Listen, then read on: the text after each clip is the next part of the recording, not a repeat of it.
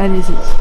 Eh bien oui, nous sommes satisfaits de cette réunion. Pourquoi ? Parce que nous avons vérifié là que la parole de l'État est tenue, qu'il y a une certaine constance de ce que nous avons initié déjà à la délégation aux Outre-mer il y a quelques semaines. Aujourd'hui, nous avons considéré qu'il y a des annonces faites qui vont dans le sens de ce qui nous avait été dit. Premièrement, la cartographie sera finalisée très bientôt.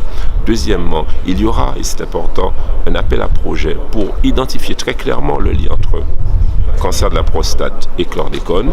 Et troisièmement, il y a toute une batterie d'actions qui vont être menées, notamment par rapport au colloque, notamment par rapport à l'identification en mer et en terre des lieux contaminés.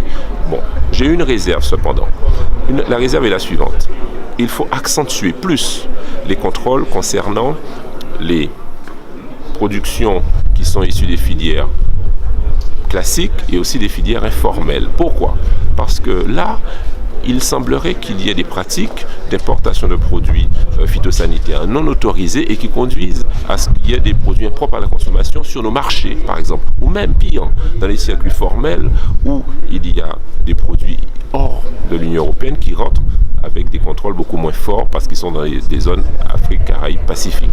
Donc nous avons insisté sur cela et je crois que le gouvernement a pris toute la mesure de ces enjeux-là et je suis content qu'à la prochaine réunion de juin sera adjoint au ministre de la Santé, au ministre des DOM, eh bien, le ministre de l'Agriculture et surtout la ministre de la Recherche et de l'Enseignement supérieur. Parce que là, il y a des enjeux fondamentaux pour envisager la dépollution des terres, pour envisager le lien entre chlordécone et cancer. Donc, nous sommes sur la bonne voie. On aimerait que ça aille plus vite, mais on peut remarquer que depuis des années, rien n'avait été fait.